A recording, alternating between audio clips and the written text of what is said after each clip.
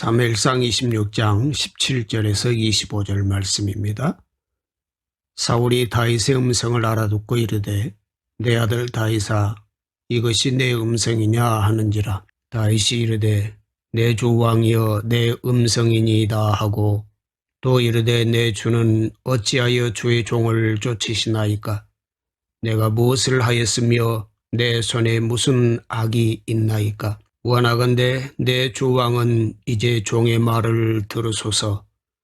만일 왕을 충동시켜 나를 해하려 하는 이가 여호와시면 여호와께서는 재물을 받으시기를 원하나이다마는 만일 사람들이면 그들이 여호와 앞에 저주를 받으리니 이는 그들이 이르기를 너는 가서 다른 신들을 섬기라 하고 오늘 나를 쫓아내어 여호와의 기업에 참여하지 못하게 함이니이다. 그런즉 청하건대 여호와 앞에서 먼 이곳에서 이제 나의 피가 땅에 흐르지 말게 하옵소서. 이는 산에서 메추라기를 사냥하는 자와 같이 이스라엘 왕이 한 벼룩을 수색하러 나오셨음이니이다. 사울이 이르되 내가 범죄하였도다. 내 아들 다윗아 돌아오라. 내가 오늘 내 생명을 귀하게 여겼은즉 내가 다시는 너를 해하려 하지 아니하리라. 내가 어리석은 일을 하였으니 대단히 잘못되었도다 하는지라. 다윗이 대답하여 이르되 왕은 창을 보소서. 한 소년을 보내어 가져가게 하소서. 여호와께서 사람에게 그의 공의와 신실을 따라 갚으시리니 이는 여호와께서 오늘 왕을 내 손에 넘기셨으되 나는 손을 들어 여호와의 기름 부음을 받은 자 치기를 원하지 아니하였음이니이다. 오늘 왕의 생명을 내가 중히 여긴 것 같이 내 생명을 여호와께서 중히 여기셔서 모든 환난에서 나를 구하여 내시기를 바라나이다 하니라. 사울이 다윗에게 이르되 내 아들 다윗아 내게 복이 있을지로다. 내가 큰 일을 행하겠고 반드시 승리를 얻으리라 하니라. 다윗은 자기 길로 가고 사울은 자기 곳으로 돌아가니라. 아멘. 다시 사울과 다윗 이야기의 배경과 무대는 10광야, 10황무지로 돌아옵니다. 너무도 놀랍게도 앞에서 24장의 배경과 상황이 그대로 재현되고 있는 장면이 바로 오늘 26장 10광야에서의 이야기입니다. 사울이 3,000명과 함께 다윗을 찾으러 10광야로 내려가 진을 쳤습니다. 다윗이 도움을 주었던 10사람들이 다윗의 있는 곳을 알려주므로 다시 사울과 다윗의 추격전으로 이어집니다. 사무엘상의 마지막 대목은 두 사람의 대조적인 행동이 두드러지게 드러나고 있어요. 어떻게 해서든지 자신의 자리를 지키기 위해서 자신이 받은 은혜도 잊은 채 다윗을 죽이려고 하는 사울의 모습과 어떻게 해서든지 사울의 자리를 지켜주려고 은혜를 베풀면서 도망을 치고 있는 다윗의 모습입니다. 사울과 다윗은 자신이 처한 상황을 다루는 방식이 달랐습니다. 사울은 은혜를 잊어버렸고 다윗은 은혜를 기억했습니다. 사울은 자신의 주변의 사람들의 말을 기울이며 오직 자신의 마음에 민감하게 행동했고요.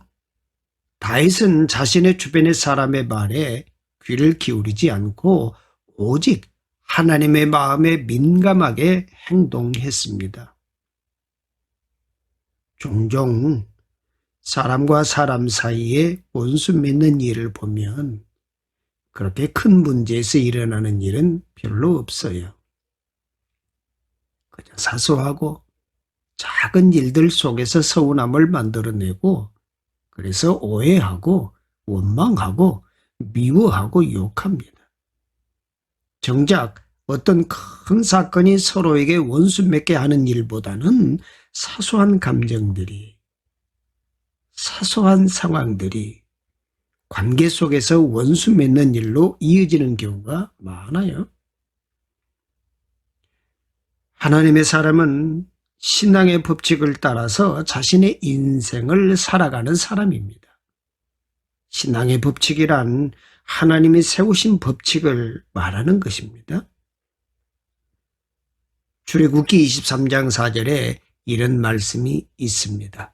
내가 만일 내 원수의 길 잃은 소나 나귀를 보거든 반드시 그 사람에게로 돌릴지며 내가 만일 너를 미워하는 자의 나귀가 짐을 싣고 엎드러짐을 보거든 그것을 버려두지 말고 그것을 도와 그 짐을 부릴지니라 이렇게 기록했습니다. 길에서 원수의 길 잃은 소나 양을 만난다면 어떻게 하겠느냐라고 물으시는 말씀입니다. 여러분은 어떻게 하시겠습니까? 사실은 원수에게 길 잃은 소나 양을 돌려주기보다는 모른 척하거나 오히려 원수를 향한 복수의 기회로 삼기가 쉽습니다. 그것이 일반적인 모습일 것입니다. 그런데 하나님의 법은 그렇게 하지 말라고 하십니다. 오히려 길 잃은 원수의 소나 양을 인도하기 위해서 시간을 내고 수고를 감당하라라고 말씀하십니다. 하나님은 왜 이런 말씀을 하시는 것일까요? 예수님의 말씀은 구약의 말씀보다 한층 더 놀랍습니다. 예수님은 원수를 사랑하라 말씀하시죠. 원수에게 복수를 하지 않는 것이 아니고 오히려 원수를 사랑하라 하시는 것입니다. 불가능한 말씀이 아닙니까? 그러나 예수님은 우리가 그렇게 할 때 사람들이 내 제자인 줄을 알리라 이렇게 말씀까지 하시죠. 요한복음 13장 34절 35절 말씀에 기록되었어요. 새 계명을 너희에게 주노니 서로 사랑하라. 내가 너희를 사랑한 것 같이 너희도 서로 사랑하라. 너희가 서로 사랑하면 이로써 모든 사람이 너희가 내 제자인 줄 알리라 그랬어요. 왜 구약 성경도 예수님도 원수에 대한 말씀을 하시는 것일까요? 어떤 의미입니까? 우리들의 인생에 원수가 있다는 말씀입니다. 원수들을 어떻게 대하며 살아야 우리가 신앙인이겠습니까?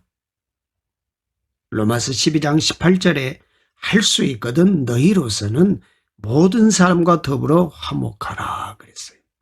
19절에는 내 사랑하는 자들아 너희가 친히 원수를 갚지 말고 하나님의 진노하심에 맡기라 기록되었을 때 원수 갚는 것이 내게 있으니 21절에는 악에게 지지 말고 선으로 악을 이기라 그랬습니다. 오늘 말씀도 바로 그런 메시지를 우리에게 주십니다. 사울이 또 다윗을 죽이려 왔어요. 우리는 24장 말씀을 통해서 다윗이 사울을 죽이지 않고 살려서 보내는 말씀을 함께 나누었습니다. 그런데 그런 사울이 또다시 다윗을 죽이려 왔습니다. 어떻게 해야 할까요? 다윗에게 사울은 분명 원수가 틀림이 없습니다. 사울이 살아있는 한 다윗은 계속되는 위협에 시달려야만 했어요. 다윗의 인생에 원수 사울이 있고 원수 사울은 끝까지 다윗을 쓰러뜨리려고 합니다. 오늘 말씀을 통해서 우리가 들어야 할 메시지가 무엇일까요? 원수를 만나거든 어떻게 하라는 말씀입니까? 첫째, 원수와 싸우는 인생을 살아오셨습니까? 사울이 또다시 다윗을 죽이기 위해서 3,000명의 군사를 이끌고 십광야로 왔습니다. 2절 말씀을 보시죠. 사울이 일어나 십광야에서 다윗을 찾으려고 이스라엘에서 택한 사람 3,000명과 함께 십광야로 내려가서 그랬어요. 24장에서 다윗이 사울을 살려준 것이 얼마 되지 않았는데 사울은 또다시 다윗을 죽이기 위해서 군사를 이끌고 온 것입니다. 원수가 틀림이 없지요. 사울은 다윗을 찾고 다윗을 죽이는 일에 자신의 인생을 소비합니다. 모든 에너지가 다윗을 죽이는 것에 집중되어 있습니다. 다윗을 없애는 것이 자신의 권력을 지키는 일이라 생각을 했기 때문일 것입니다. 신약 성경에 바리새인들과 예수님의 논쟁이 많이 나옵니다. 그런데 놀라운 것은 바리새인들이 예수님의 흠집을 잡아 죽이려고 별의별 노력을 다 한다는 것입니다. 바리새인들은 예수님과 늘 싸웁니다. 그래서 바리새인들은 하나님의 율법을 지키지 않는다는 명분을 찾기 위해서 계속해서 예수님이 율법을 어기신다는 것을 부각하려고 합니다. 그런데 예수님은 반대였어요. 예수님은 바리새인들과 싸우는 대신에 오히려 율법의 본질이 무엇인지를 계속해서 알려주십니다. 예수님은 하나님의 선하신 뜻을 밝히시기 위해서 모든 일을 다 하십니다. 결국 예수님은 바리새인들로 인해 십자가에서 죽으셨지만 그것 또한 하나님의 복음을 드러내시기 위한 예수님의 선택이셨어요. 사울이 원수와 싸우는 인생을 살아가는 사람이라면 다윗은 그 반대였습니다. 다윗은 사울과 싸우지 않았습니다. 다윗은 사울과 같은 인생의 모습으로 살아가려고 하지 않습니다. 오히려 다윗은 하나님께 묻는 자로 살아갑니다. 하나님과 함께 싸우는 자로 살아갑니다. 우리는 어떻습니까? 사울의 모습인가요? 다윗의 모습인가요? 우리들의 원수와 싸우는 모습으로 살아가십니까? 아니면 다윗처럼 하나님과 함께 싸우는 자로 살아가십니까? 사람이 원수인 분이 있어요? 사람과 평생을 싸우는 인생으로 삽니다. 이 사람과 싸우고 저 사람과 싸우며 삽니다. 나와 다른 사람과 싸우고 나를 상처 준 사람과 싸웁니다. 우리의 인생은 어떤 모습이십니까? 원수와 싸우십니까? 하나님과 싸우십니까? 하나님은 다윗에게 사울의 모습을 보여주셨어요. 원수의 초라한 모습이지요. 대단해 보이는 원수는 알고 보니 초라하기 이를 데가 없었습니다. 기세가 등등한 대단한 권력자가 아니라 앞일을 알지 못하고 다윗이 있는 굴에 들어와 용변을 보는 연약한 모습입니다. 하나님은 그런 사울의 모습을 다윗에게 보여주셨어요. 또 원수의 회개하는 모습도 보여주시기도 하지요. 다윗이 자신을 살려준 사실을 알게 된 사울이 회개하면서 다윗을 축복하는 모습을 보여주셨어요. 이는 원수도 마음이 변하는 모습을 다윗에게 보여주신 것입니다. 두 번째로 다윗은 원수를 죽이는 것이 승리가 아님을 알았습니다. 오늘 말씀을 보면 다윗이 자신을 찾아 십광야에 온 사울의 군대를 정탐하러 갑니다. 6절입니다. 다윗이 아비새에게 물어 이르되 누가 나와 더불어 진영에 내려가서 사울에게 이르겠느냐 하니 아비새가 이르되 내가 함께 가겠나이다 그랬어요. 그런데 다윗과 아비새가 그곳에 가보니 모두가 잠들어 있었습니다. 7절입니다. 다윗과 아비새가 밤에 그 백성에게 나아가 본즉 사울이 진영 가운데 누워 자고 창은 머리 곁 땅에 꽂혀 있고 아브넬과 백성들은 그를 둘러 누웠는지라 이렇게 기록이 되어 있지요. 있을 수 없는 일이 다윗에게 또 일어난 것입니다. 다윗을 찾아 죽이려 온 3,000명의 군사가 모두가 잠들어 있는 일이 일어난 것입니다. 이것이 다윗이 만난 상황입니다. 그러자 다윗을 따라온 아비새가 다윗에게 하는 말이 있어요. 8절. 아비새가 다윗에게 이르되 하나님이 오늘 당신의 원수를 당신의 손에 넘기셨나이다. 그러므로 청하오니 내가 창으로 그를 찔러서 단번에 땅에 꽂게 하소서. 내가 그를 2번 찌를 것이 없으리이다. 이렇게 말합니다. 아비새는 지난번의 경험으로 다윗이 또다시 사울을 죽이는 일을 망설일까 봐 자신이 그 일을 행하겠다라고 말하는 거지요. 또한 2번을 찌르는 실수를 할 일도 없을 것이라고 다윗에게 이야기합니다. 원수를 죽이면 모든 상황이 끝날 것이라고 말하는 사람들이 있습니다. 아비새가 그런 모습입니다. 그러나 아비새만 그렇지 않지요. 우리들 자신도 내가 원하지 않는 원수가 내 인생에서 사라지면 내 인생이 달라질 것이다 라고 생각할 때가 많이 있잖아요. 그런데 다윗은 그렇지 않았습니다. 원수를 죽이는 것으로 자신의 인생을 해결하려고 하지 않습니다. 9절이죠. 다윗이 아비새에게 이르되 죽이지 말라. 누구든지 손을 들어 여호와의 기름 부음 받은 자를 치면 죄가 없겠느냐? 다윗은 원수 사울을 죽이는 것으로 자신의 인생을 해결하려고 하지 않았습니다. 어떻게 다윗이 그럴 수 있었을까요? 다윗에게서 2가지를 배울 수 있어요. 첫째로 다윗은 눈이 달랐어요. 원수를 원수로 보는 눈이 아닙니다. 다윗은 사울을 원수로 보는 대신에 사울에게 있는 하나님의 손길을 보았습니다. 신앙의 눈으로 사울을 바라보는 것입니다. 신앙의 눈으로 보니 사울이 다르게 보이는 거지요. 지금은 욕망에 사로잡혀 자신을 죽이려 온 사람이지만 그도 역시 하나님이 세우신 사람인 것이 틀림이 없습니다. 이 다름이 다윗의 인생을 다르게 만들었어요. 2번째, 하나님이 하시는 일을 믿었습니다. 다윗이 아비새에게 하는 말이 있습니다. 10절입니다.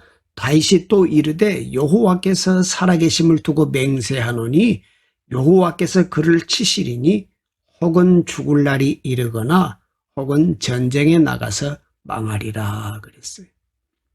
다윗은 이 모든 일에 하나님이 하시는 일이 있다라고 말합니다. 다윗은 그것을 믿었습니다. 그래서 다윗은 원수 사울을 자신의 손으로 죽이는 일을 하지 않았습니다. 다윗이 보여주는 이러한 모습을 순복이라고 합니다. 눈에 보이는 상황이 아니라 눈에 보이지 않는 하나님을 따라가는 모습입니다. 하나님이 하시는 일을 믿으면서 매 순간 하나님 앞에 서 있는 모습을 말합니다. 사울이 다윗을 끝까지 죽이려 하지만 다윗은 사울을 죽이는 것이 의미가 없었어요. 사울은 끊임없이 인간의 손으로 해결하려 하지만 다윗은 하나님의 손에 맡겼습니다. 우리는 어떻게 살아야 할까요? 어떻게 살아가야 하나님의 사람일까요? 3번째, 원수가 사라지는 삶이 있어요. 사울을 죽이지 않고 사울의 진영에서 물러나온 다윗이 산 위에서 사울의 군대 장관 아브넬을 꾸짖었습니다. 어떻게 왕을 보호하지 못하고 있느냐라는 거죠. 그런 다윗의 소리를 들은 사울이 다윗에게 말합니다. 21절이죠. 사울이 이르되 내가 범죄하였도다. 내 아들 다윗아 돌아오라. 네가 오늘 내 생명을 귀하게 여겼은즉 내가 다시는 너를 해하려 하지 아니하리라. 내가 어리석은 일을 하였으니 대단히 잘못되었도다. 이렇게 말합니다. 사울은 깊이 회개합니다. 자신은 원수로 대했지만 자신을 원수로 대하지 않고 끝까지 신실한 다윗의 모습을 보면서 후회합니다. 26장을 끝으로 사울과 다윗의 싸움이 끝이 납니다. 다윗을 원수로 생각하고 다윗을 죽이기 위해서 모든 노력을 다했던 사울이었지만 더 이상 다윗을 쫓지 않았습니다. 다윗에게 이제 원수가 사라지게 된 것입니다.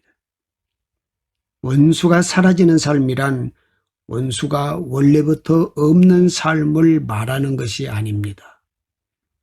원수가 있었지만 하나님이 주시는 방법으로 원수가 사라지게 된 삶을 말합니다. 다윗이 보여주는 삶이 바로 그것입니다. 원수가 사라지는 삶이란 어느 날 갑자기 원수가 사라진 삶을 의미하지도 않습니다.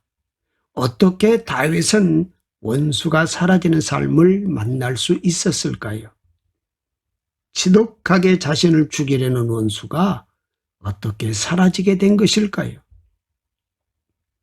우리는 다윗에게서 원수가 사라지는 삶을 배워야 합니다.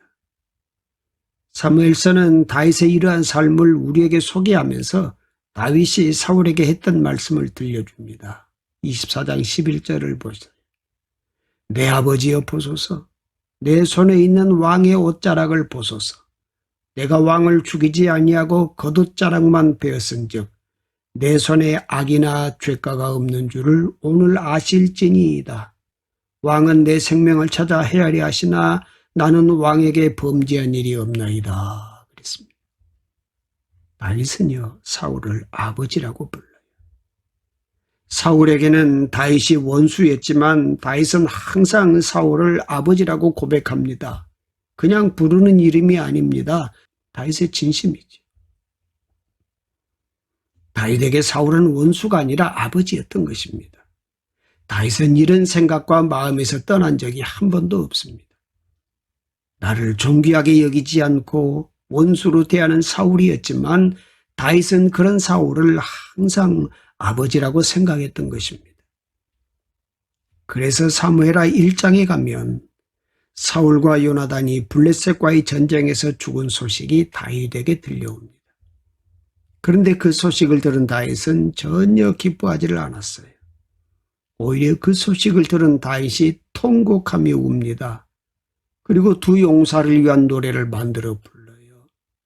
그 노래가 사무엘하 1장 17절 이하 말씀입니다.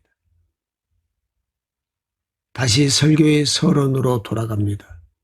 출애굽기의 말씀은 원수의 길 잃은 소나 양을 보거든. 예수님의 말씀처럼 원수를 사랑하라는 말씀을 어떻게 따라서 살아갈 수 있을까요? 바로 긍휼입니다. 긍휼이란 그저 불쌍히 여기는 것이 아니라 인생을 하나님의 눈으로 돌아보는 마음입니다. 사랑하는 여러분, 여러분은 어떤 인생을 살아오셨습니까? 다윗처럼 원수 만난 인생은 아니셨나요? 그래서 원수와 싸우는 인생을 살아오지 않으셨습니까? 그러나 원수를 죽이는 일이 승리가 아니라는 것을 깨달으셨습니까? 사랑하는 여러분, 예수를 만나 신앙인이 되고서도 아직도 원수 문제를 가지고 있는 것이 바로 우리들이잖아요. 다윗의 고백 속에 담겨 있는 중심을 알았으면 합니다. 원수는 내가 갚는 것이 아니라 하나님이 갚는 것이다. 왕은 내가 스스로 그 자리를 차지하는 것이 아니라 하나님이 만드시는 것이다. 내가 원하는 것과 하나님이 원하시는 것이 있을 때 항상 하나님이 원하시는 것에 선택해야 한다. 우리의 삶에서 우리의 감정 속에 있는 그릇된 에너지가 내 삶의 에너지가 되어서는 안 됩니다. 우리의 분노와 원망과 미움을 나의 삶의 에너지로 삼지 말아야 합니다. 악을 악으로 갚지 않고 악을 선으로 이기는 훈련이 필요합니다. 원수 포복은 세상 사람들의 방법입니다. 그러나 그리스도인은 그들과 달라야 합니다. 원수가 사라지는 삶으로 초청을 받으시는 여러분 되시기를 기도합니다. 사랑의 하나님, 오늘도 새로운 아침 눈을 뜨며 말씀하시는 주님의 음성에 귀를 기울입니다. 우리 심령이 소생하게 되는 복된 안식을 주시옵고, 쇠약해진 육체가 힘을 얻고 지치고 상한 마음에 위로와 용기를 얻게 하여 주시옵소서. 세상의 가치에 신앙의 근본이 흔들리지 않고 하나님 나라를 완성해 가게 하옵소서. 주님, 때로 우리는 세상이 주는 편안함과 주님께서 주시는 평안을 놓고 갈등하기도 합니다. 아오니 우리에게 생명으로 나아가는 평안의 길을 선택할 수 있는 믿음의 용기를 더하여 주시옵소서.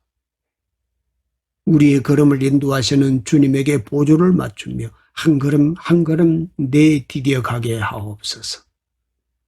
모든 때를 아름답게 하시며 때를 따라 먹이시고 채우시는 주님의 은총이 이 시간 기도하는 모든 하나님의 사람들 위에 충만하기를 원합니다.